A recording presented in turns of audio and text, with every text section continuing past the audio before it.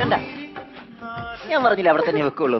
അത് നിങ്ങൾ ഭർത്താവ് തന്നെ എന്തായാലും ഭർത്താവിനെ ചതിക്കരുതല്ലേ. പിന്നെ നല്ലൊരു ശരീരം കൊണ്ട് നിങ്ങൾ കളഞ്ഞു. ചതിച്ചൊന്നും അല്ല അത് അവളുടെ സ്നേഹം എന്റെ മനസ്സിലുണ്ട്. പക്ഷെ നീ എന്തോ ഇത് കാണിച്ചിട്ട് അവളെ മയക്കെടുത്താ. അങ്ങനെ വരികയല്ല. കരയുന്നുണ്ടോ? ഇത് കാണുമ്പോ എനിക്ക് സഹിക്കുന്നില്ല കേട്ടോ. ഒന്നുകൂടെ പോയി ഞാൻ കെട്ടിയേനെ അവളെ. ജീവൻ ഉണ്ടായിരുന്നെങ്കിൽ. ഇച്ചാനെ പറ്റിയിട്ട് ഓർക്കാത്ത ഒരു ദിവസം പോലും എന്റെ ജീവിതത്തിലില്ല ഇച്ചായ. സന്ധ്യയോട് ഞാൻ ഇച്ചാനെ ചതിച്ചിട്ടില്ല. ആ കിടക്കണ ജോസില്ലേ, അവനൊറ്റൊരുത്തന ഇതിനൊക്കെ കാരണം. എന്നെ കണ്ണും കൈയും കാണിച്ച് മയക്കിയതായിച്ചായ. അല്ലാതെ ഞാനൊരു തെറ്റും ചെയ്തിട്ടില്ല. അവരുടെ കുഴപ്പമില്ലെന്ന് പറഞ്ഞു. അയാൾ മയക്കെന്നാ പറയുന്നത്. ഞാനതല്ലേ ആദ്യം പറഞ്ഞു. അവളാണ് എന്നെ മയക്കുന്നത്. പിന്നെ ഇപ്പൊ അവള് പറഞ്ഞു കേട്ടല്ലോ അവിടെ വായിന്ന് തന്നെ. പാവ നിഷ്കളങ്ക. ഞാൻ വെറുതെ ഒരുപാട് സംശയിച്ചവളെ. ഇച്ചാൻ അറിയോ, ഞാൻ ആ ജോസിനെ ഒഴിവാക്കാൻ നോക്കിയതാ. ഇച്ചാൻ എന്തിനാ ആ ചോറ് തട്ടിപ്പറിച്ച് തിന്നത്? എന്തോ ഈ ഒറ്റയൊരുത്തനാടാ എന്നെ ഇതിന്റെ അകത്ത് കൊണ്ട് ഇട്ടത്. മതിയായി ഇച്ചായ.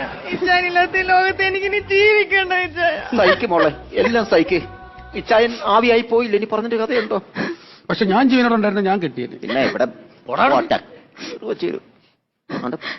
എടുത്തോണ്ട് പോവാണോ? അതിനത്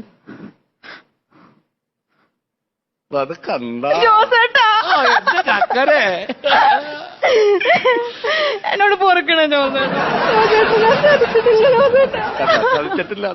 ചേടിക്ക് പ്ലേറ്റ് ഒക്കെ മാറ്റിയല്ലോ ജോസേട്ടാ. നമ്മൾ രണ്ടുപേരും കൂടെ ഒരുമിച്ച് ചാവാൻ പോയതല്ലേ. ആ കാലമടന്നല്ലേ ചോറ് വാരി തിന്നത്. ഇവളെ ഇന്ന് കൊന്നോട്ടേ. എന്നോട് ക്ഷമിക്കണം ജോസേട്ടാ. ജോസേട്ടാ, ഞാൻ ഒരിക്കലും ചതിച്ചിട്ടില്ല. എന്റെ അച്ഛനും ഇച്ചായന്റെ അച്ഛനും കൂടി കുറച്ച് സാമ്പത്തിക ബാധ്യത ഉണ്ടായിരുന്നു. അത് തീർക്കാൻ എന്റെ അപ്പച്ചന് പറ്റിയില്ല. അത് കാരണം എന്റെ തലയെ കെട്ടി വെച്ച് കൊടുത്തതാ. തന്നെ തലയെ കെട്ടി വെച്ച് തലക്കെട്ടുണ്ട്. അല്ലാതെ എന്നെ പോലത്തെ ഇത്ര സുന്ദരിയായിട്ടുള്ളൊരു പെണ്ണ് അങ്ങനെ കെട്ടുവോ? പറ ജോസേട്ടാ, പറ. എനിക്ക് സംശയം ഉണ്ടായിരുന്നു.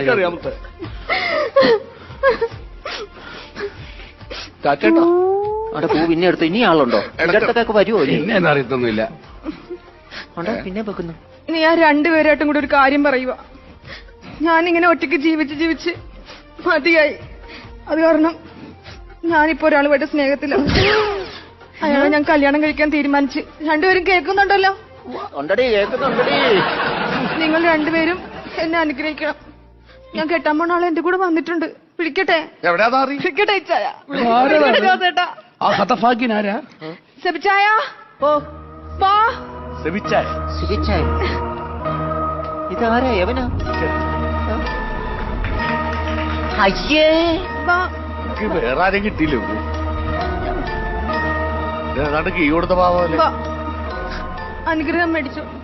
ഇതാരാ? ഇത് എന്റെ അപ്പച്ചൻ. അപ്പച്ചനാ എന്നെ പഠിപ്പിച്ച് വലിയൊരു ഡോക്ടറാക്കിയത്. ഡോക്ടറാ? ഇവളാ? എവിടെന്ന്? 10ാം ക്ലാസ് തോറ്റിട്ട് അണ്ടിക്കമ്പനി ജോലി ചെയ്യുമ്പോഴാണ് ഞാൻ ഇവളെ കെട്ടിയത്. ഒരാളും കൂടെ ഉണ്ട്. ഒരാളും കൂടെ ഉണ്ടോ? ഇതാരാ? ഇത് എന്റെ വല്യപ്പച്ചൻ.